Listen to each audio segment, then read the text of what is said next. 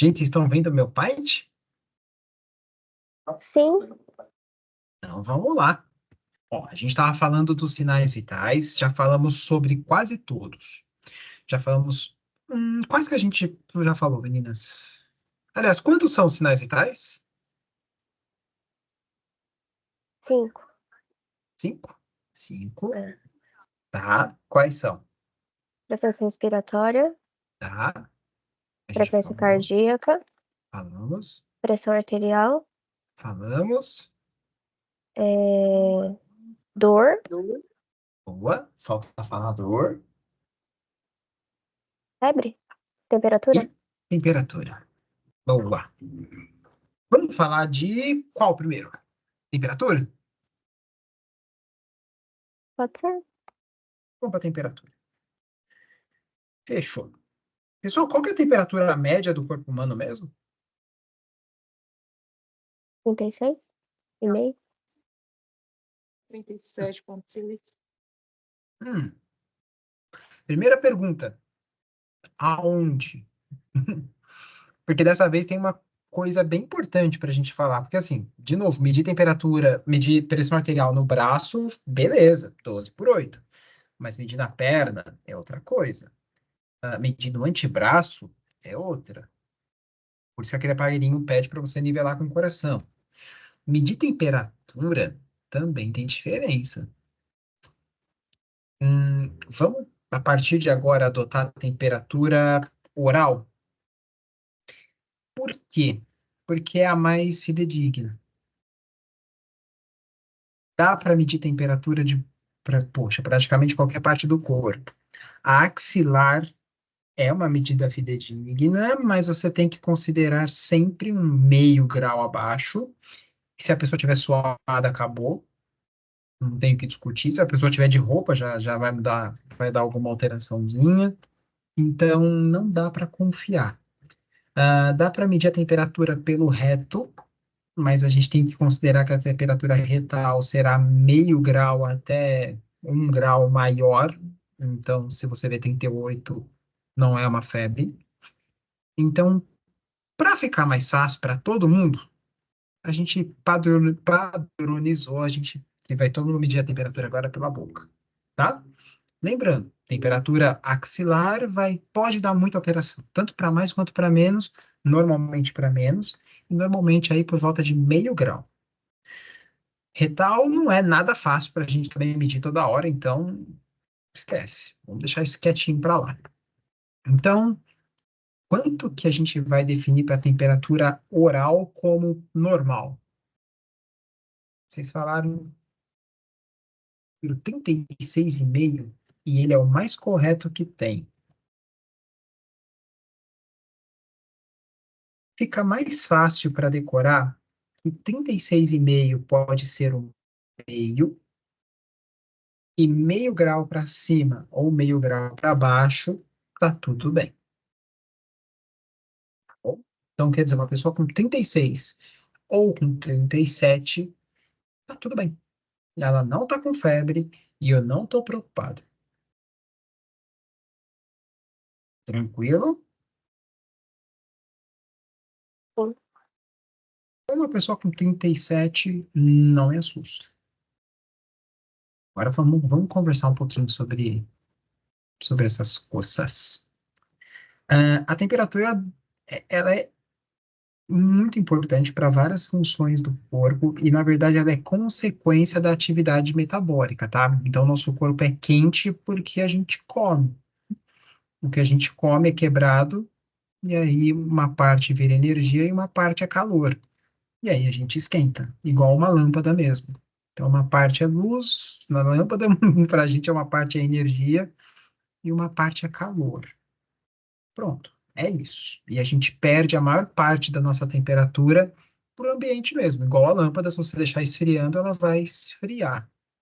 A maior parte do nosso calor a gente perde por irradiação. Precisa saber disso? Olha, ajuda. Se vocês conseguirem lembrar que a gente perde 60% do nosso calor por irradiação, quebra mó gaião. E só 20% aí por evaporação, que é o suor mesmo, tá bom? Agora me fala uma coisa, como é que a gente aumenta a temperatura do corpo?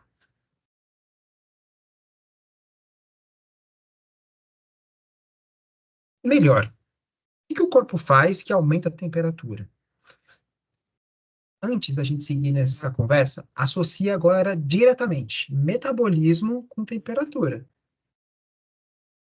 Quanto mais metabolismo eu tiver, maior vai ser a temperatura. Tipo uma lâmpada, quanto mais luz ela tiver, mais quente ela vai ficar. A mesma coisa vale para a gente. Quanto mais energia eu estiver usando, mais eu vou esquentar. Então, como que eu posso aumentar a temperatura do meu corpo? Fazendo uma atividade física? Boa, fazendo uma atividade física. Agora, se você quiser colocar isso para uma pessoa doente, a resposta é a Fazendo mesma. febre. Ele Isso. faz uma febre. E a febre nada mais é do que um aumento da atividade física das suas células. As suas células vão começar a acelerar com tudo. Então, aumentar a temperatura tem que estar ligado com a atividade da célula. Temperatura está ligada com a célula, com a atividade dela. Se, por exemplo, eu tiver com hipotermia, é porque provavelmente as minhas células não estão trabalhando muito bem. Elas estão parando de trabalhar e aí está gerando menos calor. De novo, o exemplo da lâmpada. Se uma lâmpada está começando a ficar mais escurinha, ela vai queimar. Fechou? Então tá. Hum, então a gente usou a temperatura aí de 36,5. Para subir a temperatura é só aumentar o metabolismo. Para diminuir a temperatura é só diminuir o metabolismo. Deixa eu ver se tem mais alguma coisinha no nível mais simples. Acho que é isso. Legal. Então vamos começar a conversar sobre isso. O corpo ele vai tentar manter a temperatura ali, em 36,5, tá? Ah, às vezes vai ter alguma alteraçãozinha que vai fazer o corpo subir essa temperatura. Tipo uma atividade física, tipo uma emoção forte, tipo hormônio. Acho que o exemplo mais fácil de hormônio é pensar que a mulher, uma TPM, ela vai aumentar a temperatura do corpo dela, e no período fértil vai aumentar mais ainda. E o que é estranho é que uma semana depois do término da menstruação, provavelmente a mulher vai estar aí com a temperatura um pouco mais fresca, vai ficar mais geladinha, inclusive, do que o homem. Então, hormônios podem mudar, irritação, estresse, ansiedade e exercício físico. E se você associar a temperatura com o corpo, com a atividade, lembra que quando você está dormindo, sua atividade metabólica é bem pequena. Então, sua temperatura também vai cair. Tudo bem? Tudo. Posso fazer uma pergunta Boa. em relação a isso? Oi? Posso fazer uma pergunta em relação a isso? Pode, claro. É que, assim, já umas duas vezes aconteceu isso com a Yara, de a febre nela só aparecer à noite. É, tipo, durante o Vamos dia conversar não disso aí, tinha então. febre. Começava a É. anoitecer, aí começava a ter febre, aí tinha, tipo, meio que febre a noite inteira, aí começava a amanhecer, a febre já não existia mais. E Uhum. isso durava, tipo, sei lá, uns 3 dias seguidos. Aí depois, tá, normalizava. E eu sempre achei estranho. Eu falava, gente, mas por que que só à noite que dá a febre na criança? Eu. Boa pergunta. Ó, tá, vamos chegar na febre então já. Vamos lá. Primeiro, o corpo vai tentar manter sempre a temperatura ali no meio, tá? Se subir, é porque o corpo aumentou o metabolismo. Para aumentar o metabolismo, o corpo pode fazer de várias formas, mas a mais comum é usar o T4, que é o hormônio da tireoide. Fechou? Ah, uma coisa que eu não falei, alguns alimentos também podem aumentar a temperatura do corpo. Aí você, porque afinal de contas o corpo está, né, comendo mais. Para aumentar a temperatura do corpo, o cérebro vai receber ali um estímulo da temperatura e vai dar uma cutucada e vai falar, tireoide, libera. Aí o hormônio T4 vai fazer a gente ficar com o corpo mais tenso, vai aumentar a atividade metabólica, vai fazer a gente gastar mais energia, às vezes, inclusive, sem ter de onde tirar, mas o corpo vai fazer aumentar a temperatura. Numa situação normal, não preciso nem me preocupar com isso. Quer dizer, o fato de eu estar vivo já está gerando energia, já está gerando calor e está tudo certo. O que meu corpo muitas vezes precisa fazer é compensar a temperatura de dentro com a de fora. Porque às vezes fora está uma temperatura quase igual. E se a maior parte da minha temperatura eu perco por irradiação, se a temperatura estiver igual, não tem para onde irradiar. Por exemplo, se lá fora estiver fazendo 38 graus, como que faz? Porque se eu só ficar parado sem fazer nada, eu vou ficar com 38. Então, meu corpo precisa, nesse caso, ficar mais frio do que está lá fora, o que é bem estranho de pensar.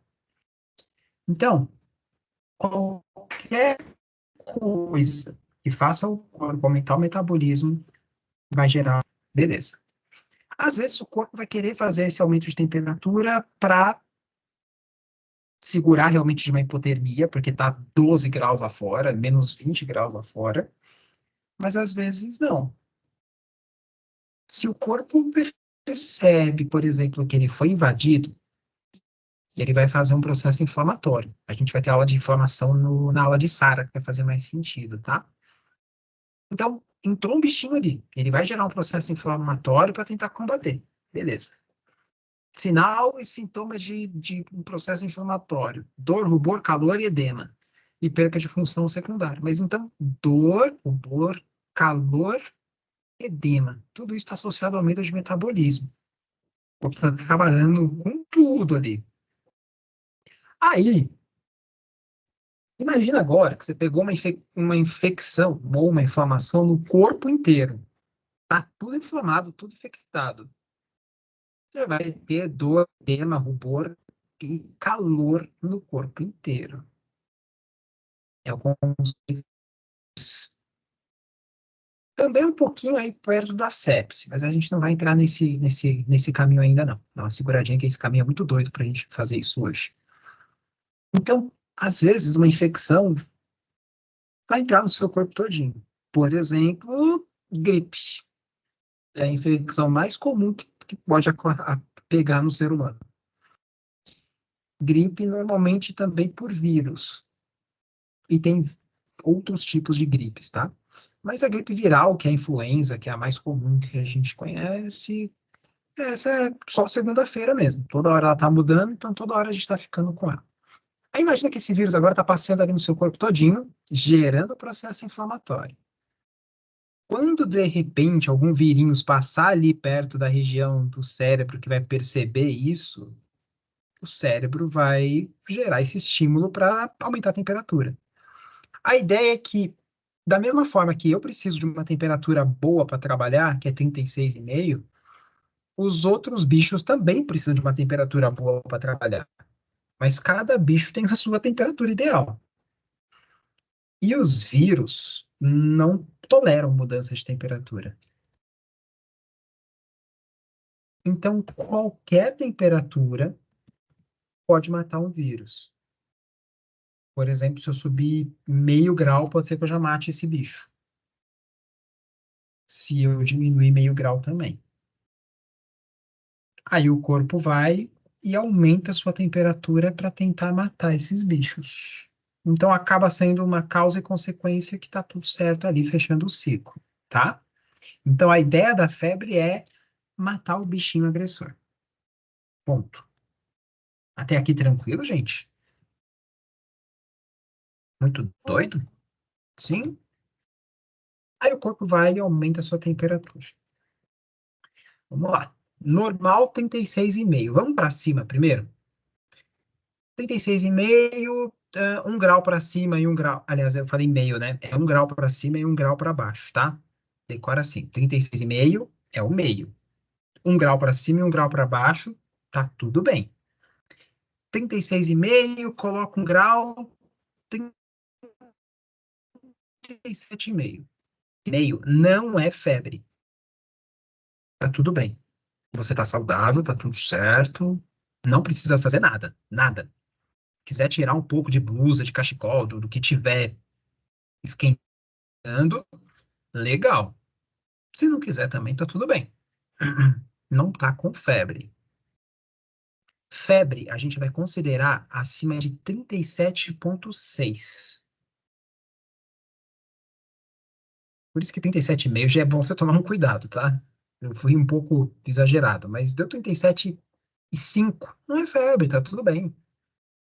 37 pontos. Aí já é febre. Vamos lá. Vamos fazer uma reguinha aqui, que eu acho que vai ficar legal para mostrar o que eu quero dizer. Imagina que aqui é uma régua de temperatura. Aí vamos lá, colocar um risquinho no meio. Esse risquinho no meio não vai não para o meio, não. Vou colocar ele para cá. O normal eu vou fazer de verdinho. Então, o normal é de 36,5. 26 não. 36. 26 a pessoa já morreu. Aí você colocou ali uma temperatura de 36,5. Tá tudo certo. Tá? 1 grau para cima e 1 grau para baixo. Tá tudo bem. 37,5. Tá tudo bem. Da mesma forma, 35,5 tá bem. Também tá tudo bem. Precisa tomar remédio, não precisa nada, nada, nada, nada. Tá tudo certo aqui no meio. Lógico, se você tiver 37, 35,5, põe um cobertorzinho, né? Mal não vai fazer, não. Aí, a gente descobriu que agora, a partir de 37,6 é febre. E aí o seu corpo vai subindo, subindo, subindo, subindo a temperatura até 39,6. A gente consegue considerar como febre. Fazer de vermelho, porque o calor é vermelho. Então, até 39 ponto... Pera, que agora travou minha cabeça. 39,5, porque aí isso aí já vai declarar isso. 39,5 é febre. Tá com febre. Aqui já cabe uma dipirona, aqui já cabe um tirar o cobertor de cima. Eu sempre fui contra fazer essas coisas, que eu acho que eu passei, sei lá. Esses dias eu tava com febre, quando eu tava com dengue, eu não queria tirar o cobertor, não. Mó frio. É ruim? É, mas precisa. Igual quando mandam dar banho gelado, dá mó dó. Mas tá, até entendo. Assim, Mas dá dó. agora acho que dá pra gente conversar. Nem a Por gente em que temperatura tem que normal dar gosta de banho? banho gelado. Então, imagina com febre. Agora me conte, por que eu tenho que dar banho? Pra poder o corpo perder a temperatura pra água fria, no Por caso. quê? Ou não? Tá certo. Mas por quê? Por que eu preciso perder a temperatura? Qual o problema da temperatura? Pra não ficar muito quente e dar uma convulsão, alguma coisa assim. Por que dá Começar, convulsão? começar a fazer mal pro próprio corpo. Boa. Nossa, abriu muito leque aqui, dá até para aula de gasometria. Ó, sim, febre, temperatura alta, ela tem vários problemas para o corpo. Primeiro, custa caro para o corpo subir a temperatura. Não estou conseguindo escrever febre do jeito que eu queria. Custa caro para o corpo subir a temperatura. Custa muito caro.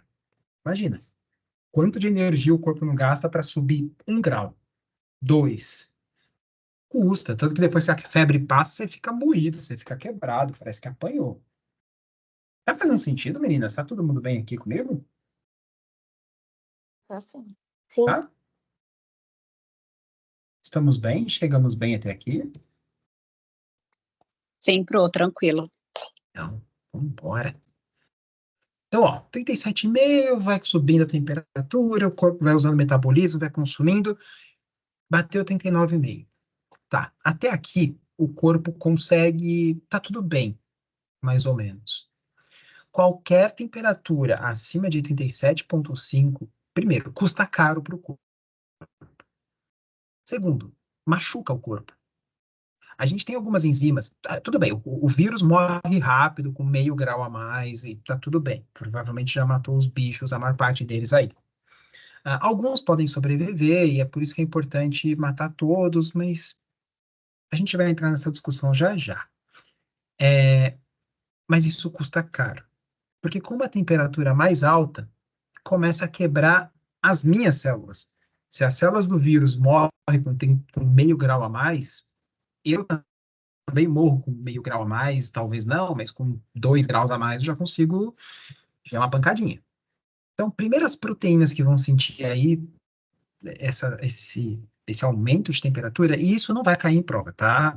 Isso que eu vou falar agora não vai cair. Mas é legal você saber que quando você está com muita febre, você não consegue nutrientes na alimentação, porque precisa ter nutrientes para absorver. Quando você está com 37, 39,5, você já não começa a absorver nutrientes da forma que deveria, e olha que você está gastando energia pra caramba.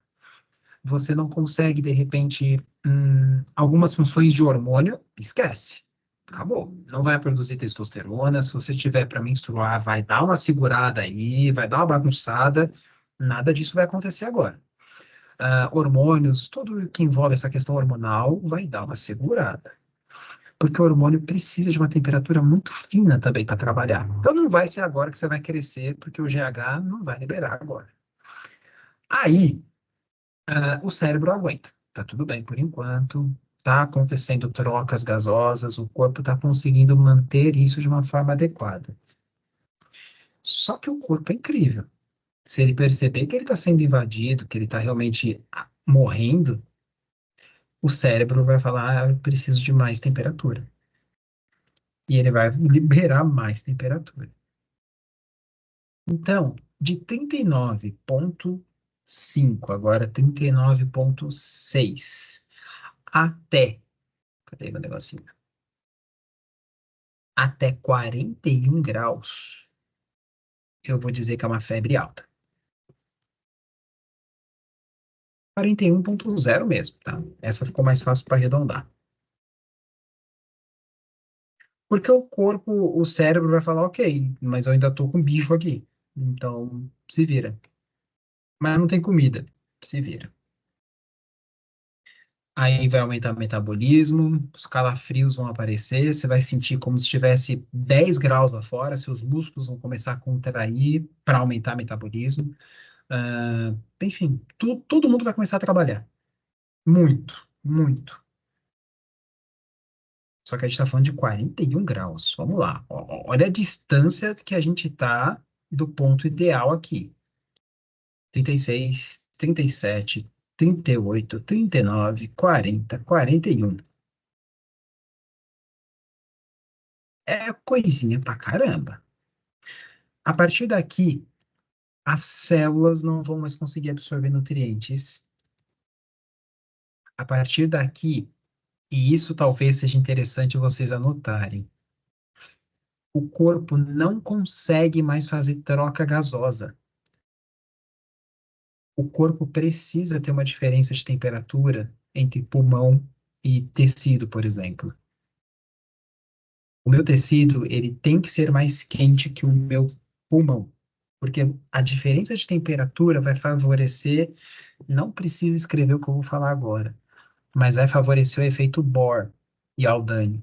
E aí, quando você tiver com uma temperatura alta no seu tecido, significa que a sua célula, a sua hemácia, ela vai soltar o oxigênio para todo mundo. O que significa que ela vai sair do pulmão e já vai perder o oxigênio. O que significa que ela não vai jogar oxigênio nos seus tecidos, no cérebro, no coração, no pulmão. Mas nesse ponto, o seu cérebro ainda não vai sentir essa dor, porque o cérebro é prioridade. Então, o oxigênio vai primeiro para os tecidos que mais trabalham: coração, cérebro, rim, e o que sobrar é do resto. O intestino já não está funcionando direito, está com a temperatura alta pra caramba, estômago nem pensar. É isso. Então, sobrou cérebro, coração e pulmão. Esses órgãos vão estar recebendo a maior parte do fluxo sanguíneo, então a temperatura alta não vai afetar diretamente ainda. Diretamente, mas indiretamente já está machucando todo mundo. mas o corpo não tem limite para esse assunto. Aliás, tem um limite, sim. Por volta acima de 41 graus, a gente já tem um quadro de hipertermia. Não importa a temperatura que seja, pode ser 42, 43. A partir daqui é hipertermia, tá? E a partir daqui, nem para o cérebro vai sobrar oxigênio. Então, a partir daqui, eu tenho o risco de ter quadros convulsivos. E a convulsão aparece, que é mais famosa, porque ela não tem. É falta de oxigênio no cérebro inteiro, sabe? Aí o cérebro começa a ter micro AVCs. E aí isso gera as tempestades ali que o cérebro dá uma bugada. E aí ele pode parar de funcionar. E aí ele dá uma crise convulsiva, e aí pode criar aquelas sequelas que a gente conhece, neurológica, de falar como se fosse uma paralisia cerebral, tá? Um atraso no desenvolvimento que normalmente isso afeta muito mais crianças, que são mais sensíveis a essa desregulação do organismo, e mais sensíveis ainda à falta de oxigênio. Fechou? Não tem limite. Se você vê uma pessoa com 43 graus, assim, lógico, ela está quase morrendo. Tenho certeza que o cérebro já está sofrendo faz tempo, mas é possível. Então, vamos lá. 35, 36, 36, 37, 38, 39, 40, 41. Estou falando do aumento de 6 graus. 5, vai, vamos puxar para baixo? 6 graus para cima. O corpo trabalha bem com temperatura alta. Porque quanto mais alta tiver a temperatura, significa que está com mais metabolismo, está todo mundo trabalhando mais. Lógico, tudo que vai a 200 por hora quebra mais fácil também. Mas o corpo libera, ele consegue trabalhar bem ali com uma temperatura mais alta. Fechou? Agora vamos fazer o caminho para o outro lado ali agora. Bom, 36,5 é o meio, 35,5 tá tudo bem. E 30 35 para. Ah, bom, eu posso puxar até um 35 aqui, vai, mas eu vou deixar com 35,5. 35 para e meio para baixo, como que a gente chama? Hipotermia. Isso. E é só. Existe hipotermia severa, leve, moderada, blá blá blá? Ah, mais ou menos, gente. Mas assim, a partir abaixo de 35,5, o corpo já não vai trabalhar direito também. Simples assim. Bom, a partir de 35 graus abaixo, 35 graus para baixo, você já vai ter todos os sinais e sintomas de hipotermia. Só que quanto mais gelado for ficando, maior vai ser essa sintomatologia, tá? O que vocês conseguem pensar que uma pessoa com hipotermia sente?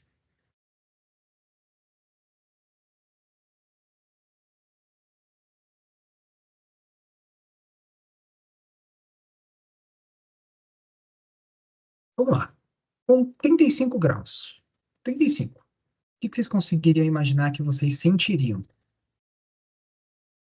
Geralmente os tremores, né? Que já o corpo tentando aumentar a temperatura. Isso. É, Então, deixa eu ó, ver.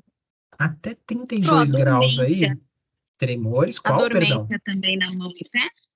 Putz, Desculpa, cortou. aparece, imagina, aparece, mas ainda a dormência, vamos dividir. Eu vou Se as classificar a extremidades ficam mais hipotermia, frias, mas né? assim, cuidado que não dá para classificar muito bem, tá? Mas pegando uma hipotermia mais leve, de 32 a 35. Você vai ter tremores, você vai ter palidez, As você vai extremidades comer. mais frias, né? Porque fica mais central ali. Nossa, é verdade, ó. A gente tá falando de 35 na tá? Imagina a temperatura que tá essa mão. Roxa, pálida. Deixa eu fazer uma pergunta. Como é que tá a cabeça dessa pessoa? Como é que tá o quê, professor? A cabeça dessa pessoa, ela tá pensando, ela tá Pode estar raciocinando? Nível de confusa. consciência. Acho que Confusão tá mental, confusa já. Já já começa já a fica rebaixar. confusa. Da mesma forma que a temperatura subindo até febre alta, a pessoa já começa a ficar meio confusa. Na hipotermia com 35 é meio forçado, mas com 33, com certeza a pessoa já está meio confusinha, porque o Professor, corpo não troca oxigênio. Oi, mas é considerado um delírio também? Igual na já dá. febre? É, é assim, delirando de febre. Vai ter delírio de hipotermia também. E a pessoa tá tremendo inteira. E não é tremor assim de, ai, tô com frio. Não, não consigo. É nesse nível. Eu tô falando que é um tremor que o corpo tá contraindo toda a musculatura para tentar aumentar a temperatura. Sabe quando que é comum de ver esses quadros de hipotermia leve? Quando o paciente retorna da cirurgia. Não sei se aqui alguém já teve essa oportunidade. Tomara a Deus que não. Eu E tive com normalmente a a pessoa. hack. Você teve com a hack? Eu tava sentindo muito frio e pra mim eu tava me tremendo todinha, mas falaram que eu tava tremendo, tipo, só os braços. Que Mas eu estranho, tava né? tendo muito frio.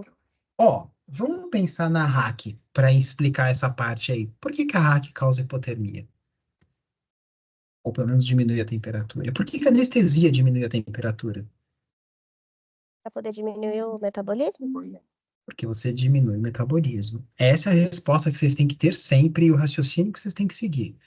Tirei metabolismo, eu vou diminuir a temperatura. Uma pessoa tetraplégica, ela não vai ter uma temperatura normal. Ela não vai ter uma regulação da temperatura normal. Por isso que não é difícil também você ver um tetraplégico com cobertor. Eles não têm uma regulação normal da temperatura. A mesma ideia vale para bebê, tá, gente? Mas toma cuidado, porque também tem muita gente que entuxa uma criança de cobertor achando que está com frio toda hora, mas não. Criança tem gordura marrom, a pele vai ficar fria, mas por dentro essa criança está quente. Toma cuidado sempre com o bebezinho. Hum, Tremor intenso, palidez, confusão, vai ter uma fala mais arrastada, falando meio. Não vai falar tão desse jeito que vai estar tremendo. Então vai ser meio assim. Entendeu? Às vezes eu faço umas dublagens que eu fico pensando, da onde que eu tiro essas coisas? Se eu diminuir mais a temperatura, tipo, ó, a gente chegou em 32 graus, tá? Vamos chegar agora entre 30 abaixo de 32. Ah, já vi cair coisas assim em prova, tá? Não acho que vai cair exatamente quantos graus, mas eu preciso que vocês entendam o caminho que eu vou desenhar já já para vocês de como vai a evolução. Mas a pessoa então estava tremendo, tremendo, tremendo. Agora ela não vai tremer, não. O corpo já gastou toda a energia que ele tinha, já não está transmitindo, trocando oxigênio, não tem mais muita coisa para ser feita. O corpo já está começando a agora entrar no modo de hibernação. Tipo, o corpo tentou sobreviver, deu tudo que ele tinha. Agora, não consegui subir a temperatura. Pensando no limite que essa pessoa está, por exemplo, pelada na neve, sabe? Tremi, tremi, tremi, não deu, não consegui gerar calor, não tenho mais energia, não tenho mais força. Fechou. Vamos desligar então e vamos ver o que acontece. Toda vez que o corpo desliga, tem uma tentativa de proteção. Mas pensa no risco que é para o corpo desligar e colocar a mão no destino, colocar literalmente a própria vida no destino e falar, seja o que Deus quiser. É caro para o corpo fazer isso. Então, abaixo de 28, de 32, o corpo acabou. O corpo já está começando a diminuir a atividade dele. Então, o tremor começa a diminuir, você vai começar a ficar bem sonolento. E depois de contrair tanto, não tem mais energia no seu músculo. Então você vai começar a ter câimbras no corpo inteiro, mas com rigidez muscular. Se o coração acelera quando você está com febre, dessa vez o coração vai começar a desacelerar. Vai diminuindo a atividade, vai ficando lentinho. Abaixo de 28, você começa a entrar, fica sonolento, vai perder nível de consciência, as pupilas já vão começar a dilatar e vão ficar sem reflexo. E se vocês já estiveram comigo aula de morte encefálica, é isso que está acontecendo agora. O cérebro está morrendo. A respiração começa a ficar lenta e o coração bate bem de vez em quando. Já tem umas arritmias. E abaixo de 28, acabou. A respiração já vai começar a parar, o coração já vai começar a parar. Se ainda estiver batendo, o ponto de corte aí é de 14 graus. 14 graus já é irreversível, acabou. Mas o que eu preciso que vocês prestem muita atenção é que o ponto zero, ele consegue subir 5 graus com você conversando e ainda consciente, de certa forma. Agora, do ponto zero, se você diminuir 3 graus, a pessoa já vai ficar mais sonolenta. Se você diminuir 5 graus do ponto zero, a pessoa já vai começar a bater o coração lento e já vai começar a entrar em parada cardíaca. Então, o corpo trabalha muito bem para cima. O corpo não trabalha nada bem para baixo. Fechou? Professor, Sim, Oi. quando às vezes fazem a tentativa de subir a temperatura, tipo com soro fisiológico e tal, ele é aquecido? Ele é aquecido, boa pergunta. Ele é aquecido. Primeira coisa, começou a cair temperatura, joga um cobertor. Não está melhorando, tem cobertor aquecido. Ele é um cobertor que passa um vapor quente, assim, dentro do cobertor e por baixo dele também. Só que esse negócio vai até 42, né? Porque se passar disso, começa a queimar a pele. Então a gente precisa fazer outras medidas. Tem um colchão que é aquecido, é uma água quente. Também pode ser água fria para abaixar a temperatura. E não tem contato com a pessoa, é como se fosse um colchão de água, mas é só uma esteirinha assim de água, tá? E também dá para colocar soro. Para esquentar, a gente pode pôr um soro morno. Para esfriar, você pode colocar um soro frio, eu acho demais, porque pode causar uma vasoconstrição. Mas você coloca um sorinho em ambiente, vai dar uma boa de uma ajuda. Para abaixar, então, o corpo começa a tremer inteiro, aí ele vai diminuindo a atividade. Para subir a temperatura, é mais ou menos parecido. Para subir a temperatura, o corpo vai tremer inteiro. Mas quando chegar num certo ponto da temperatura, o corpo já vai começar a dar uma relaxada, porque é a atividade metabólica que vai aumentar a temperatura, não é o seu braço fazendo assim. Não, é só o metabolismo das células mesmo. O que é estranho de pensar é que elas conseguem produzir calor suficiente para se matar, mas elas produzem o que o cérebro manda.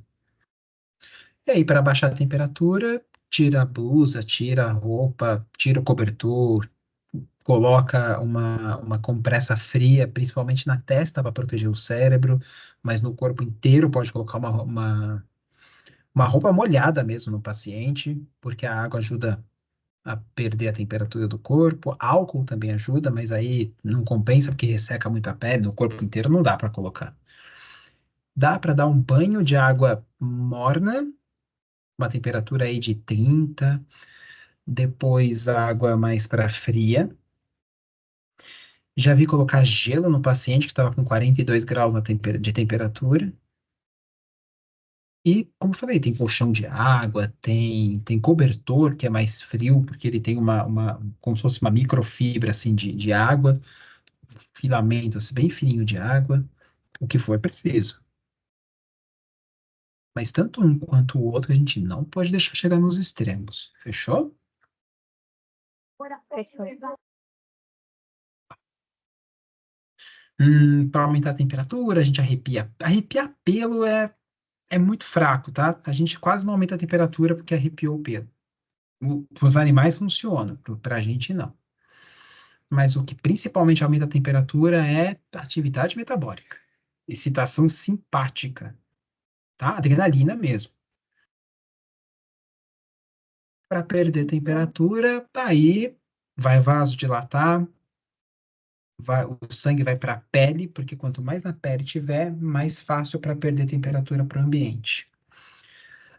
Lembrando, pessoal, que pacientes idosos e bebês não têm essa termorregulação muito certa.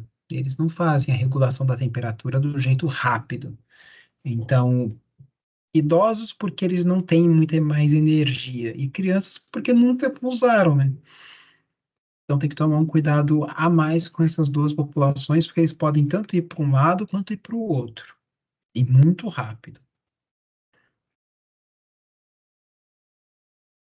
E deixa eu pensar, mais uma coisinha. O suor funciona assim. Mais uma coisinha só que eu esqueci de... eu comentei da criança que tem a gordura marrom. A ideia da gordura é assim. Um urso polar que é gordo pra caramba, na hora que você tocar o pelo dele tá congelado.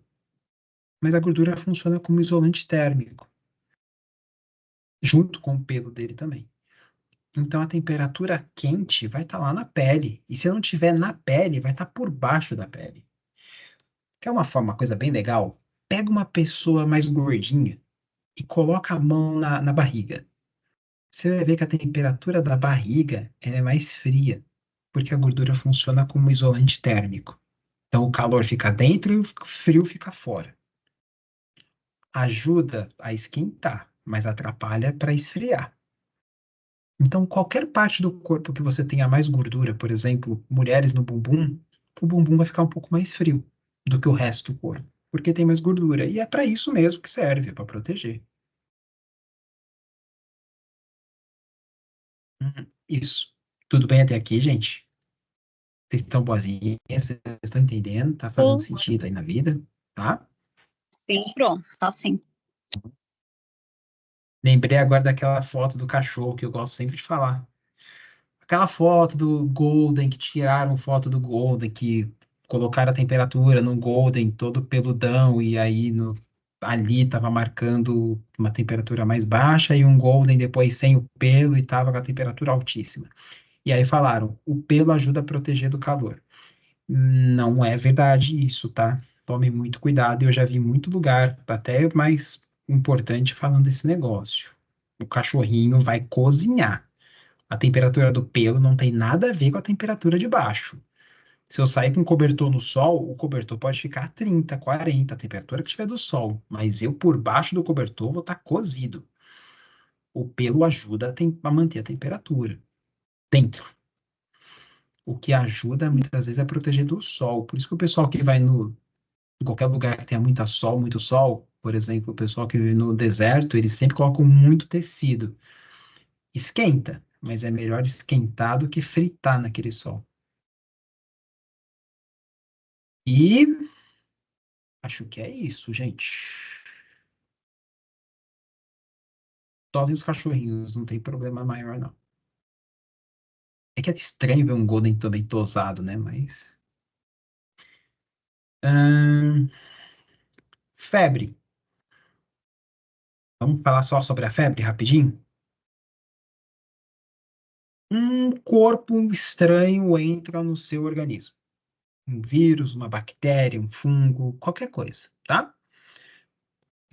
Então, primeira coisa, invasão. Um corpo entrou. Segunda coisa, vai ter uma resposta para esse organismo que entrou. Qual o nome das células de defesa do sangue mesmo, gente?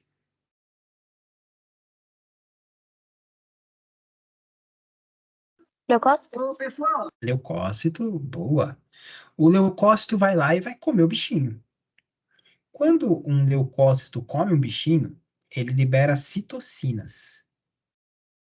E aí sim, Assim, é um nome que vocês vão ouvir na vida, tenho certeza. E eu não sei se um dia eu precisei decorar. É a interleucina. Então, o macrófago vai lá, engole o bichinho, e aí o macrófago se destrói com isso. Quando o macrófago se destrói, ele libera um monte de substâncias, principalmente citocinas, e que são principalmente a interleucina, tá? A interleucina, ela é a favor da inflamação. Então, quanto mais macrófago estiver explodindo e virando interleucina, mais inflamação vai ter. Então, se só entrou um bichinho, não vai dar nada. Agora, se entrou um monte de bichinhos, vai dar um monte de coisas. Aí, a interleucina vai liberar a produção de prostaglandina. Aí vai ficar uma palavrinha mais dificinho para a gente aprender. Então, invadiu o bicho, o macrófago comeu, liberou a interleucina. A interleucina vai lá e libera a produção de prostaglandinas. Aonde? No hipotálamo, no cérebro mesmo, tá? A prostaglandina é pirogênica. Pirogênica significa que o corpo vai começar a elevar a temperatura. O próprio hipotálamo vai elevar a temperatura. Do jeito que ele conseguir. Febre, piroereção, tremor. Aliás, a febre foi mancada, né? Mas qualquer coisa aí que o corpo conseguir fazer para causar uma febre.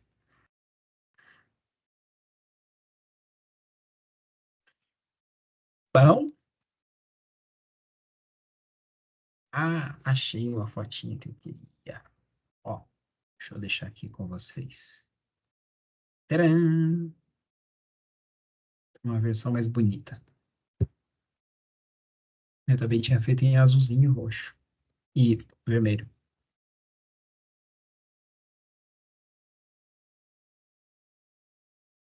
E aí, gente? O que vocês acham até aqui?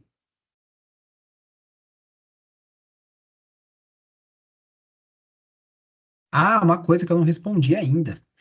Por que que dá mais febre à noite? Porque é quando seu metabolismo relaxa. Normalmente, febre vespertina é causada principalmente por bactéria. Vírus, ele ataca, na verdade, tanto vírus quanto bactéria, quanto fungo, eles atacam o tempo que for. Mas, uma febre aí entre 4 e 22 horas, entre 10 da noite, são as febres vespertinas. Não dá para dizer, é vírus, é bactéria, mas normalmente bactérias causam mais febre vespertina. Mas principalmente, um principal motivo disso é o corpo dá uma relaxada. Na hora que o corpo dá uma, ufa, cansei, aí o bichinho vem, faz a festa e aí o corpo tenta correr atrás depois do prejuízo, tá? A ideia, então, o melhor tratamento para qualquer febre é repouso, hidratação e toma de pirona.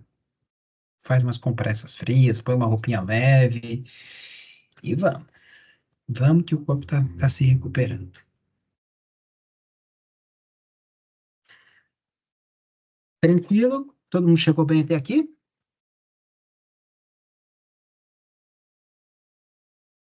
Sim. Sim, sim. Tranquilo.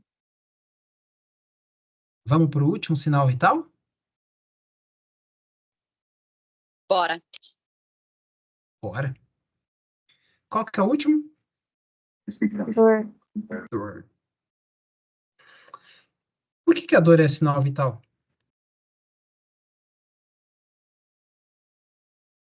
Pro, cortou. Fala de novo, por favor. Perdão. Por que a Seu dor é sinal um de sinal alerta? vital? O É que um vocês sinal de acham? alerta? É um sinal de alerta de que alguma coisa não está E a boa. alteração dela pode influenciar nos outros sinais vitais também. Boa, é o principal motivo. E porque se você está vivo, está doendo. Não tem como, não tem um dia que você não sinta alguma dor. Ah, eu não sinto dor nenhuma. Coceira é uma forma de dor. Não tem como não sentir dor. Agora eu tô com um pouquinho de dor na minha lombar, porque eu tava meio curvado. Aí você vai sentar melhor. Daqui a pouco começa a doer um pouquinho a bunda. Aí depois você senta melhor. Aí começa a doer a pé. Alguma dorzinha vai doer. E é isso. É por isso que a gente tá vivo. Viver inclui essas dores. E dor é só um sinal neurológico de alguns nossos receptores ali em todo o corpo que vão liberar um pouquinho, tá? Mas, por que que é importante a gente falar sobre dor? Ah, pessoal, uma coisa. Os sinais vitais eu vou trazer toda vez que tiver doença para falar alguma coisa sobre eles, tá? Por exemplo, na SARA.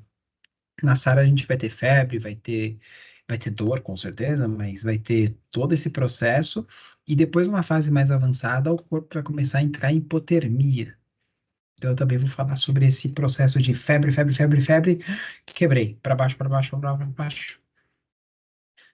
Mas vamos lá, vamos para a dor.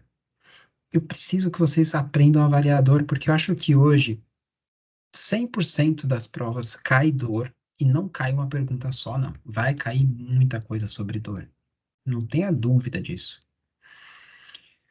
Não precisa decorar a escala de dor, não precisa saber, por exemplo, como funciona uma BPS, como que é a escala Pain-Aid e tudo mais. Mas preciso que vocês entendam uma coisa. Eu vou trazer para vocês três formas diferentes de avaliar a dor. São as escalas mais famosas para cada uma das ideias. E elas são importantes porque elas vão te dar ferramentas para você. As perguntas vão cair assim, ó. O paciente está desse jeito aqui e está com essa frequência respiratória. O que que você acha que está acontecendo? E aí, quase sempre a gente pensa primeiro na parte respiratória porque a gente está achando que vai ser tudo na vida é pulmão. Mas não é tudo na vida que é pulmão. Vamos lá. Qual que é a forma mais fácil da gente avaliar uma dor para um paciente, qualquer paciente? Tipo, Pela eu agora. expressão? Olha só, você já deu uma resposta muito boa. A expressão. Porque quem tá com dor, tá com cara de dor. Ponto. Você não vai ver uma pessoa com dor e sorrindo. Numa dor leve, talvez não, mas numa dorzinha moderada, pô. E outra, eu sou homem, eu sei que depois de uma dorzinha leve, eu vou estar fazendo. Ah, é assim. Então, pela cara, já dá para você saber a dor. E pela cara, você já consegue entender metade não, 100% das escalas, tá? Quem tá com dor, mostra que tá com dor. Então, vamos lá. Vamos falar primeiro da mais famosa, a EVA. Deixa eu pegar uma fotinha da EVA. Analógica. Escala visual analógica. É uma escala simples, de 0 a 10. Quanto que tá doendo? É muito estranho, mas tem pessoas que não entendem o que é uma dor 0, o que é uma dor 10. E eu não estou falando de pessoas assim, ai, nossa, ele é ignorante, ele veio lá do não sei aonde, por isso que ele não sabe que é uma escala de 0 a 10. Não.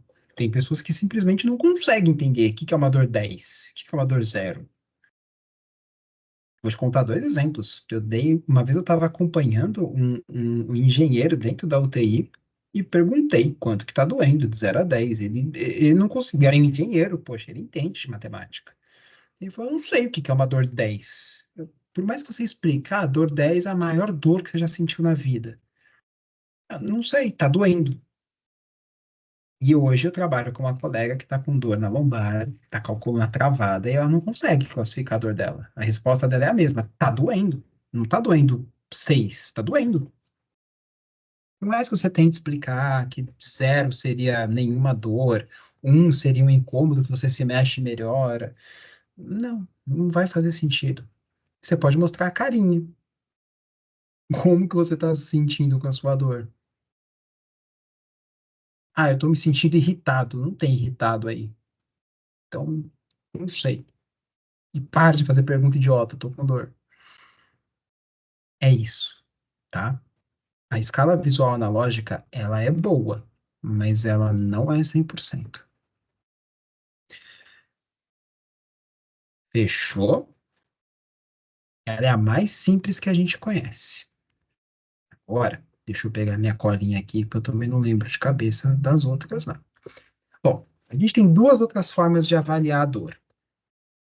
Uma é para pacientes sedados e outra é para pacientes que estão com alguma demência, que eles não conseguem falar para você, eu estou com dor. Pacientes que estão com alguma demência, algum grau de delírio, um paciente que está comatoso, que não consegue interagir com você de alguma forma, e alguma Alteração coisa de assim. sensibilidade também, né? Não entendi, Lô, perdão. Um paciente que tem alguma alteração de sensibilidade, não consegue definir, tem algum Pode problema ser, neurológico, fica mais sim. difícil. Isso, perfeito. Essa é a ideia. Você acabou de resumir bem. É a parte neurológica que vai te atrapalhar ali, tá? Vamos começar pela que eu não conheço tanto, que é a PENNAD. Então, PENNAD se escreve assim, ó. Cadê minha borracha? PEN de dor. Nossa, que letrinha pequena. Vamos dar um zoomzinho aqui. Pronto. PEN de dor. AD de recuperação. De suporte, de ajuda. Tá? Ela é uma escala simples e vai te fazer algumas perguntas bem simples, do tipo, como que tá a respiração do seu paciente? Deixa eu pegar uma colinha dela aqui. Bem nat. Vai avaliar coisas bobas e simples da rotina do seu paciente. Achei aqui o que eu queria. O primeiro ponto, vamos desenhar aqui junto, vai, acho que vai ficar mais legal. Ó, eu vou copiar a escala, e sim, eu tô olhando porque eu não lembro de cabeça dessa daqui, não. Oh, meu Deus, só quero apagar isso aqui. Acorda, gente, dá uma chacoalhada aí. Vai, estica. Ventila. Ventilou? Vamos. Ela vai te pedir de 0, 1 e 2 pontos, tá? Então, 0 é nenhuma alteração. 1 vai ser alguma alteração e 2 vai ser muita alteração. Então, 0, 1 e 2. Primeira coisa, respiração. Como que tá uma pessoa com 0 de dor respirando? Normal. É isso. E com 1 de dor? É uma pessoa que respira com um pouco de dificuldade. Ela tenta não respirar. Não é sempre, mas de vez em quando ela dá uma bagunçadinha assim. Eu ia colocar essa escala para a gente olhar, mas ela tá com uma qualidade horrível. Então depois eu procuro uma boa e mostro para vocês, tá? Por enquanto só presta atenção em mim que vai fazer mais sentido e não precisa decorar, graças a Deus. Só preciso que vocês entendam. Respiração. Um pouco de dor, você não respira bem. Você fica com um pouco de dificuldade para respirar. Você vai respirar um pouco mais curto. Curto e um pouquinho mais rápido. 2, você já vai ter bastante dificuldade para respirar. Você vai respirar mais rápido, mas porque você está respirando mais curto.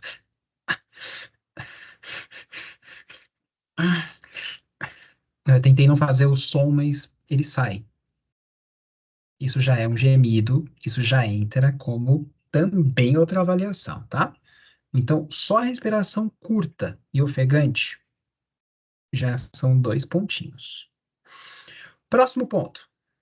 A voz. Se eu tô resmungando, se eu tô gemendo de vez em quando, é uma dorzinha 1. E assim, a gente geme porque dói. E não é nem... É involuntário. Você geme sem nem perceber.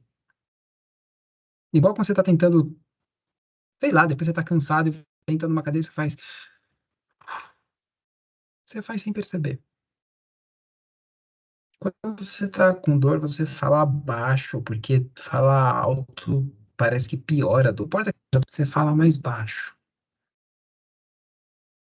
E você, às vezes, tenta nem falar, você fica mais quietinho na sua. E fica Mas muito quando você tá irritado, com né? mais dor ainda, fica. Pô, é verdade. Ó, tem outras partes aí que eu vou trazer isso. Mas quem tá com dor tá irritado. Não fica enchendo meu saco perguntando quanto que eu tô de dor de 0 a 10. Uma dorzinha 2, você começa a resmungar mais, você começa a gemer mais alto, e é meio feio que eu vou falar, mas você começa a encher o saco de quem tá do seu lado. Pô, gente, ficar do lado de alguém que tá com dor incomoda, não incomoda? Sabe por quê? Porque é para isso que a pessoa tá gemendo, é para te irritar, para você ajudar. Ela tá te pedindo ajuda. E é involuntário também o incômodo que a gente sente quando vê alguém com dor. A gente quer ajudar. A gente incomoda porque a gente quer tentar ajudar de alguma forma. O que também faz a gente pensar que quando você está na frente de um predador, você não geme. A adrenalina tira a dor. Você chora, tá? Fechou, gente? Tá fazendo sentido? Então, a respiração. Esses vocês precisam anotar, tá? Respiração, voz e expressão facial. A dor. Quem tá com dor faz cara de dor. Quem tá com dor, triste, fica meio assustado, fica meio franzido, dá umas franzidas assim na cara. Agora, quem tá com muita dor, ai, e faz careta, torce a cara, parece que tá tendo um. Então, facial e a linguagem corporal. Uma pessoa que tá com um pouquinho de dor. Como vocês colocariam ela? Prostrado, encolhido, amuado. É isso. Obrigado, acabou. Ah, faltou só uma coisinha que a Thalita ainda trouxe. Inquieta. Quem tá com dor não consegue ficar quieto, começa a se mexer, começa a virar de um lado para o outro, não consegue dormir, não consegue ficar parado. Quem tá dor começa a fechar as mãos, encolhe os joelhos, não consegue deixar alguém ficar perto. E aí vem uma parte perigosa. E presta atenção, porque uma pessoa que está com muita dor vai ficar agressiva. Não é culpa dela, ela está com muita dor. É aquela mulher que está dando a luz e agarra o pescoço da enfermeira e quer torcer porque está demorando. Quando, na verdade, talvez nem esteja. É aquele cara que quebrou a perna e chega. Deus, e quando passa a dor é outra pessoa. E aí vem o último ponto, que também é importante na escala. A consolabilidade. O quanto você está sendo consolável. Consolabilidade. Quem está com dor, poxa, se a pessoa está sem dor, ela fica, tá de boa. Um pouquinho de dor, a pessoa consegue se distrair de vez em quando. Sabe? Ela consegue assistir uma televisãozinha e com a dor. Ela vai mexer lá. Nossa, tava com dor até agora. É, ela se distraiu. A dor tá leve, tá tudo bem. Agora, fala a verdade. Sabe quando seu filho tá doente e ele vai te pedir um abraço, um carinho? É isso. O toque, ele cura a dor. E eu queria que isso não fosse tão poético quanto pareceu, mas ele cura, ele tira a dor. Tanto que quem tá com dor tenta se encolher com alguém. Agora, se você tá com muita dor, pode ser quem for. Você vai xingar e vai mandar sair de perto e tira e me irrita e sai. Se eu tô com dor, eu quero ficar quieto, eu tô me contorcendo inteiro. E é isso.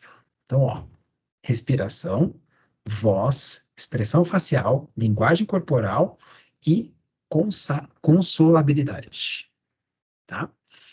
Deixa eu procurar uma escala boa para vocês copiarem. Copiarem não, mas para vocês terem. Eu achei uma. Pera, português eu queria. Fez sentido, gente? Como é que vocês estão aí? Com dor? Tranquilos. Nossa, tá ruim. Tá tranquilo. Mas acho que dá para ver, né? Tranquilo. Então, ó, a escala PEINAT é uma escala para avaliar dor em pacientes com demência, que não tem um bom nível de consciência. Não estou falando de uma pessoa consciente, tá? Mas também serve. Uma pessoa que está com dor, sem perceber, por mais que ela seja ali Glasgow 15, totalmente consciente, localizada e orientada em tempo e espaço, ela respira mais curto, ela geme, ela fica mais triste, ela fica mais inquieta e ela quer que você faça um carinho. É isso. Acabei de dar uma escala ali, ó, somando um mais um mais um mais um mais um, 5. 5 de dor. Simples assim. Agora, uma pessoa que tá, poxa, ela tá com uma carinha meio triste e tal, mas ela tá fechando o punho toda hora. Ela tá se contorcendo inteira. Poxa, aí já passou por uma escala 6, 7. Ah, a pontuação aqui embaixo, ó. De 0 a 10, possível interpretação da pontuação é possível interpretação. Você interpreta isso como você preferir. Mas uma dor leve entre 1 e 3, moderada entre 4 e 6, severa de 7 a 10. Show? Essa é uma escala PENAD para pessoas que, normalmente, para pessoas que têm uma demência ou que estão comatosas. Ou que por algum motivo não estão em plenas condições aí de conversar e interagir, responder, tô com uma escala 0 a 10, tô com uma escala por 6, tá? E a última escala, vai, gente, dá uma acalmada, aliás, não acalma não vocês vão descansar. Dá uma mexida.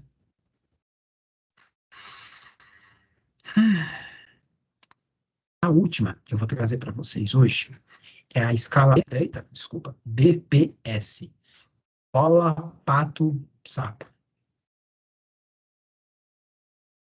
A tradução seria Behavioral Pain Scale. BPS vocês encontram, tá? Ela é validada no Brasil também. A BPS, ela é uma escala usada para pacientes que estão sedentários. E ela avalia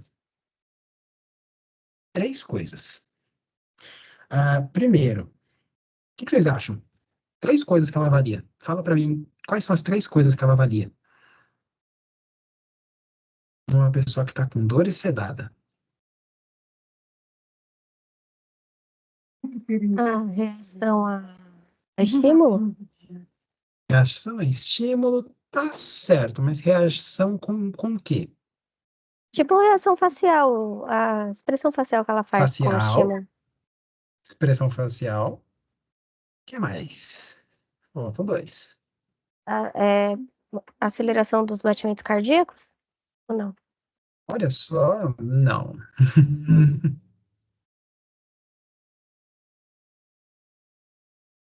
Mas tá ali. Vai, gente. Pega lá na PENAD. Como que a pessoa fica? E tenta traduzir isso para cá. Como? Desculpa. O jeito que a pessoa fala? Nesse caso, ela está sedada. Então, ela Tá. não vai falar. Desculpa aí. Ela está sedada. Quais são as 3 coisas que mais alteram quando você está com dor? A Respiração? cara de A dor, frequência respiratória.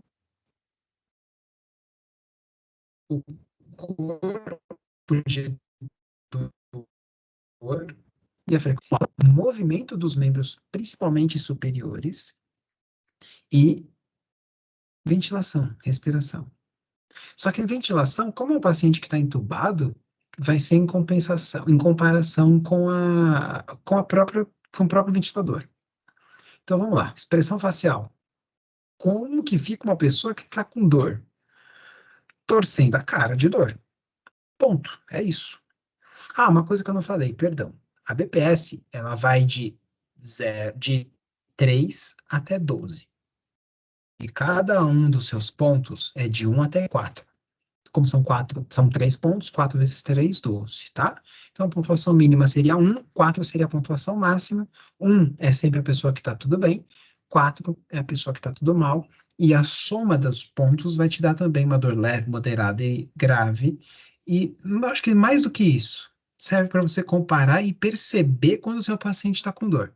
Lembra, eu não preciso que vocês decorem os números, nada disso. Eu só preciso que vocês lembrem que uma pessoa com dor, por mais que ela esteja sedada, ela vai mudar a expressão facial, o movimento dos membros superiores e ela vai brigar com o ventilador. E a respiração. Então, a expressão facial, ela vai torcer a cara de dor. Ela vai fazer umas caretas bem feias. Membros superiores, como é que fica uma pessoa que está com dor? Em contração, Isso, contraído, acabou. Ela fica toda encolhida, ela vai encolher os braços. Por que não as pernas, hein? porque as pernas ficam em extensão? Sim, mas o braço também fica. No caso dos braços é por causa dos órgãos aqui, tipo, proteger? Alguma Boa. coisa assim? Também, Nesse sentido? ótimo pensamento. Aí é bem base, assim, bem lá atrás mesmo nos ancestrais. Mas é porque é mais fácil mexer o braço do que mexer a perna, tá? Eu não vou conseguir contrair uma perna. E sim, tem relação com essa questão de proteger os membros, os órgãos e tudo mais. Mas é porque é mais fácil eu me contrair inteiro. E a ventilação mecânica? Aí eu vou precisar conversar um pouquinho com vocês. Uma pessoa, ela está sedada, tá? Por isso que ela está sendo avaliada com a BPS. Ah, uma pessoa que está sem dor nenhuma, está de boa, está ventilando bem. Um pouco de dor, a pessoa começa a ficar um pouco cansada, começa a respirar mais curta e começa a tossir na ventilação mecânica, porque a ventilação mecânica incomoda. Um pouco mais de dor, ela começa a brigar com o ventilador. Brigar com o ventilador, a gente fala quando o paciente está querendo puxar o ar e o ventilador está pedindo para soltar. Ou então ela começa a puxar o ar é enviado pelo ventilador, mas ela desistiu, ela começa a empurrar o ar para fora. Então começa a ter briga dela com o ventilador mecânico. Agora, mais grave do que isso é a pessoa que não está mais nem permitindo o controle da ventilação mecânica. É quando o ventilador mecânico ele está tentando, mas a pessoa não vai deixar. Ela está muito incomodada, pode ser inclusive com o próprio ventilador mecânico, sabe? E aí ela não ventila. Ela trava o diafragma, ela fecha o abdômen e não ventila. Começa a brigar com o ventilador mecânico de uma forma onde o ventilador mecânico não consegue nem trabalhar. Essa é uma pessoa, então, que está agitada, com cara de dor, está batendo, se debatendo inteira e não vai ventilar. Não vai. Qual que é o tratamento para isso? É uma pessoa que está sedada.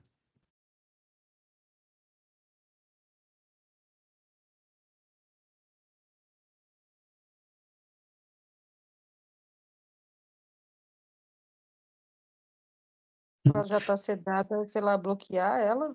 Para Presta liberar o atenção. fracasso não está conseguindo. Aí você cutucou uma coisa que já chegou até. Nossa, você falou uma coisa que quase fez uma médica apanhar dentro de uma UTI. Eu acredito, porque eu pensei bastante antes de falar. Ó, eu vou repetir a pergunta para ver se faz mais sentido. O que você faz para uma pessoa que está com muita dor e está sedada, entubada dentro de uma UTI? Aumentar o analgésico? Alguma coisa assim? Resposta certa. Você dá analgésico. Mas se a No pessoa caso, eu está já pensei sedada, logo. ela já não está Desculpa. sobre medicação? Não entendi, Lô. Se a pessoa está sedada, ela já não está sob medicação? Porque na minha cabeça já veio isso. Aí é que tá. Ela está sedada. Sedação não é analgesia. Professor, eu já pensei logo Igual. numa morfina. Tipo Morfina assim, tirador. um opioide, assim, Pode, bem mas manda fortão. ver. Nossa, oxicodona, taca ver aí. Agora, uma coisa que você falou, Lô, e que fez a médica quase apanhar na UTI, foi porque ela pensou exatamente. Tá com dor? Manda sedar. Sedativo não é analgésico. Tanto que Eu para pensei bastante acordar, nisso. alguém para acordar, a gente causa dor, aí a pessoa sente dor e acorda. Faz E sentido. bloqueador, ele desliga o músculo, ele não desliga a sensibilidade e nem coloca você para dormir. O que, ao meu ver, é a coisa mais desumana para se fazer com alguém que está Então, com você vai dor. trancar a pessoa na dor. Você desliga a pessoa, ela não se mexe mais, mas a dor continua. Só que agora você não deixa nem a pessoa se proteger, assim. Deve ser Nossa, por que isso. horror. Eu tranquei a pessoa Você na também com a pessoa na cárcere dor privado dela. da dor. Nossa, que pesado também. Pesado. Foi poético, mas foi pesado. Gente, é isso. Pessoa que tá com dor, você dá analgésico. Aliás, antes de dar analgésico, ouve o que a pessoa tem para dizer, o que ela tá te dizendo. Ah, ela tá se contorcendo depois que eu coloquei ela de lado. Mano, que ideia. Vira pro outro lado. Desvira. Tá doendo. Não sei, se ela tinha a vida inteira uma dor no quadril. Você colocar em cima do quadril que tá doendo, adivinha? Tá doendo. Ela tá com dor e tá levando a mão na boca. Dá uma olhada na boca. A dor diz muita coisa. Mas principalmente, toda essa agitação toda, esse negócio todo, vai ser para te mostrar aonde tá doendo. E é só prestar atenção que o corpo vai te falar. Por mais que a pessoa esteja em coma ou sedada. E independente da pessoa estar sedada, em coma, com demência avançada ou conversando com você, tá com dor? Tenta entender o que está acontecendo. Entendeu o que está acontecendo? Já melhorou? Já fez o que você poderia ter feito? Vamos agora tentar sedar é fogo, mas tirar essa dor? Vamos dar uma analgesia? Qualquer analgésico, pode ser dipirona, pode ser tramal, pode ser morfina, dá o que você tem e o que você pode dar. Lembrando que dor está associado com os outros sinais vitais, então alterou dor, vai alterar o resto. Tipo frequência respiratória, expressão facial, movimento do corpo e por aí vai, tá bom? É a primeira Então, coisa, né, que tem que mexer para depois prestar atenção nas outras, que vai voltar. é isso aí. Ó, deixa eu colocar aqui embaixo. Essa Professor, é a BPS, tá? Oi, oi. eu lembro de uma paciente que eu atendi na UTI, no Hum, estágio, que ela era neurológica, né? E a gente percebia que ela estava com dor porque a frequência cardíaca dela sempre ficava bem alterada quando a gente mobilizava ela no leito, quando a gente, tipo, colocava ela mudava de decúbito, por exemplo, ela sempre a frequência cardíaca dela alterava. Aí a preceptora falava que pacientes era por causa da dor. neurológicos, eles são assim, sabe? Eu lembro de uma paciente que ela torcia o rosto inteiro quando ela tava com dor, tadinha. E outra coisa, como que eu, Luiz, mostro que eu tô com dor? Bom, hoje eu viro pra você e falo, tô com dor. Tem gente que chora e fala, tô com dor. Tem gente que é mais tolerante à dor. Tem gente que não suporta a dor. Eu prefiro não tomar anestésico. Anestesia é desligar a dor, tá? É um analgésico Ultra Blaster. Ele tira completamente a dor. Algumas. Mas eu prefiro ir no dentista e não usar o anestésico e tentar fazer sem. Eu não me importo de sentir um pouco de dor, desde que eu fique melhor depois. Mas uma dor mais longa eu prefiro. Na verdade, hoje eu tô preferindo não tomar remédios, mas por mim. Eu sou bem, eu tô tolerando bem a dor. Mas tem gente que não. Tem gente que vai falar, ah, não, taca anestesia. Não deixa eu sentir dor, não. Tem gente que vai falar, ah, tô com uma dorzinha de cabeça, deixa eu tomar já 3 dipironas aqui. Tem gente que vai falar, não, só uma dorzinha de cabeça, tá tudo certo. Vambora. Mas, professora, é igual uma pessoa com fibromialgia, por exemplo. A dor dela é diferente, né? Tanto que eu E aí tava tem isso também. estudando, a pessoa, até tipo um carinho, às vezes um toque na pele, pra ela pode ter uma sensação de dor. Porque é diferente assim, não sei se seria sensibilidade, mas é muito Uhum. mais sensível, vai, É, vamos dizer assim. é a sensibilidade mesmo. E outra coisa, a dor é psicológico, tá? Eu não gosto de falar isso, mas ela tem influência psicológica, aí sim. Tem gente que nunca sentiu dor na vida, e aí de repente uma dorzinha pode assustar. Tem gente que sentiu muita dor, e aí tá tudo bem. Tem gente que se você falar, olha, vai doer, nossa, aí vai doer muito. Agora se você falar, nossa, nem vai doer, não dói. E também O vai de corpo é quanto a pessoa muito já sentiu dor, fácil. né? Às vezes a pessoa nunca sentiu uma dorzinha na vida, qualquer dor para ela já vai ser um absurdo. Isso mesmo. Diferente de alguém que já, sei lá, fez uma cirurgia, teve que passar um pós-operatório, já teve experiências traumáticas, essa dor de dente aqui já passa. Pô, gente, agora, assim, eu vi meu osso pra fora do braço. Então, tá tudo certo, meu dor de dente. Mas é Ô, cada um. professor, mas é igual eu tava vendo também. Tem médicos, por exemplo, para dar vacina em neném, que faz Uhum, uma coisa lúdica tal, e o neném só faz uma uhum. expressãozinha de dor assim no rosto, mas aí o médico faz uma coisa, tipo, faz uma festa, alguma coisa assim, e o neném não chora. Já às vezes tem uns que, tipo, nem liga e o neném abre a boca a chorar. Então também vai muito disso, né? Você já Também. viram aqueles vídeos de Instagram que é muito legal? Que tem um cara que tá com um bebezinho no colo, aí normalmente é o pai, porque o pai que é meio idiota pra fazer essas coisas, ele bate a mão na parede e fica, oh meu Deus do céu, machucou, machucou. E a criança começa a chorar. A criança entra em desespero, porque ela acha que. Eu não sei o que que ela acha, mas é isso. A dor é influenciada. Muito, muito. Ela tem um componente psicológico bem importante, tanto que, e é muito doido o que eu vou falar, dipirona tem o mesmo efeito que placebo. Então saiba que da próxima vez que você tomar dipirona, se alguém te convencer que um comprimido de açúcar é dipirona, vai melhorar a sua dor. Nossa, faz muito sentido isso, professor, que a minha avó, ela achava que o dipirona de 500 era mais forte do que de 1 grama, por causa do Porque tem 500. 500. E ela, Deixa, ela ótimo. falava, nossa, esse daqui é muito melhor do que esse. Eu falava, mas como assim, gente? O outro é 1 grama, tipo, é mais, né? Aí ela, não, É, esse daqui é melhor, ele é mais forte, porque é 500. Aí eu não falava nada pra ela também não ficar assim, entupindo de dipirona 1 grama, né? Mas isso é foi muito um dos motivos interessante deles isso. colocarem um grama bem grande assim. Mas é.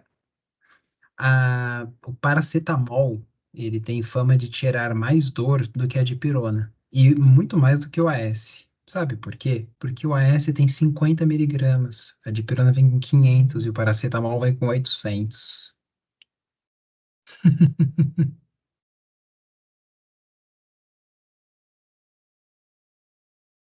Tranquilo, gente? Tranquilo.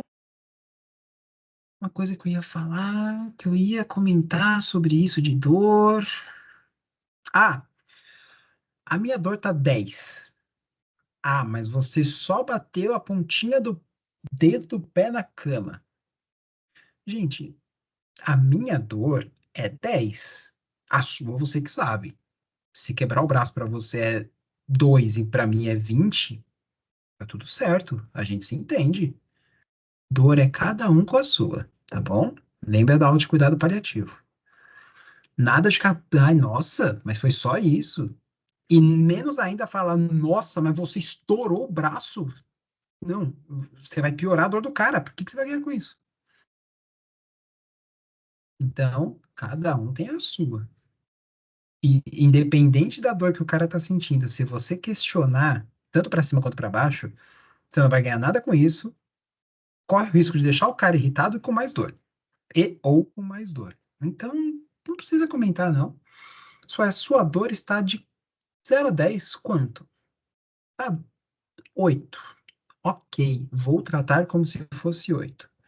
Toma aqui dipirona, toma aqui paracetamol, quer um carinho, quer... O que que eu posso fazer para te ajudar? Me ajuda. E é tão verdade que eu tinha uma paciente, a paciente que eu tinha que estava com ela fazia fisioterapia 2 vezes por semana na cidade dela e os outros dias vinha fazer comigo aqui. E era, tipo, ela falava muito que quando ela fazia aqui, ela não sentia dor depois. E quando ela fazia lá, ela sentia dor. Mas é porque o físico que atendia ela lá, ele não conversava tanto. E eu tentava fazer Ô, ela gente, entender que a vida dela não tinha acabado, que ela papo que o terapia diagnóstico não era resolve. ciência, ficava conversando tanto que da cabeça dela distraía, né? E isso fazia um efeito placebo enorme na cabeça da bichinha. E resolve. Ó, pessoal, só coloquei o nome, tá? E lembrando, aí eu vou entrar em cuidado paliativo, mas não hoje.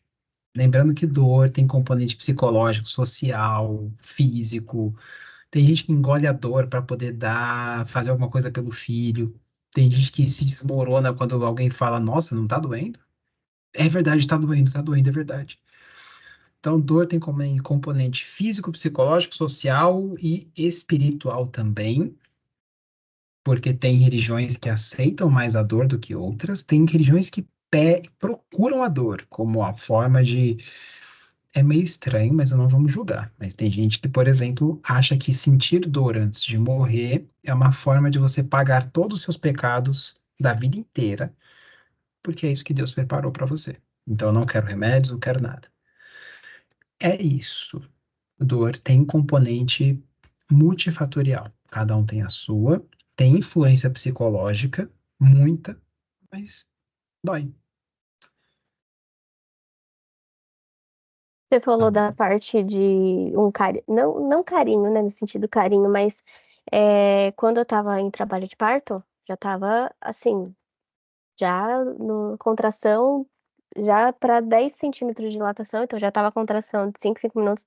Parecia que a dor era uma emendada na outra, sabe? Eu não sentia diferença de contração. Para mim, a dor estava contínua.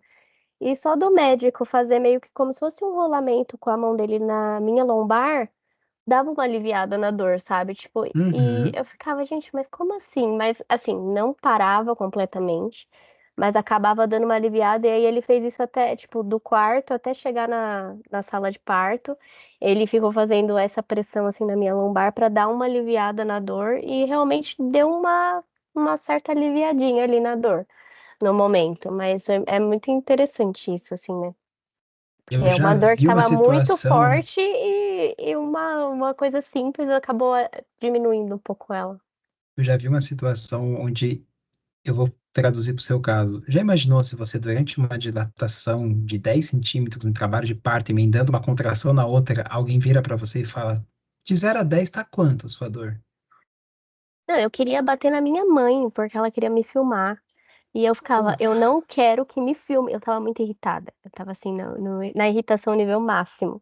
até E ela, meia hora atrás eu é, achava que essa dor era 10, agora tá e ela 15. falava assim, mas tá tão lindo, você não tá gritando, você tá tão forte pra Eu tô ter tão a Yara. forte. E eu não quero que me filme. Eu tava muito irritada. Eu tava quase pegando a câmera e tacando na parede. Eu já vi um paciente levantar da consulta e falar: eu vou embora. Eu não aguento mais falar que eu tô com dor pra vocês ficarem fazendo essa mesma pergunta idiota toda hora pra mim. E pegou e foi embora. Então, assim, É tão diferente que, no caso, quando eu estava em trabalho de parto, eu me sentia melhor quando tinha alguém conversando comigo. Eu estava na minha cidade, as enfermeiras vinham trocar ideia, eu falei, não, gente, isso mesmo, fica aqui, pelo amor de Deus. Se eu parar de conversar, se eu parar de falar, eu vou surtar. E eu não gritava, não me mexia, não queria fazer nada, não dei um pingo de trabalho, mas eu queria conversar. É Ô, Pro, isso. Oi. o senhor falou, né, sobre essa parte de dor, né, que é muito complicado, uma dor 10 para um e uma dor 10 para outra, né? Eu peguei um paciente segunda-feira, ele teve um AVE e o dele deu no nervo trigêmeo. Então, assim, o nervo trigêmeo dele ele não consegue tocar de tanta dor. E aí, nós começamos a trabalhar o quê? A parte de sensibilização dessa região, porque ele não consegue nem escovar os dentes, não consegue nada. E aí, a fisioterapeuta, né, que eu trabalho junto com ela não conseguia tocar no rosto dele, não conseguia. Aí eu cheguei nele, conversando, falei, nossa, seu Luiz, aonde que tá doendo? Aí ele me mostrava, eu falava assim, nossa, aqui.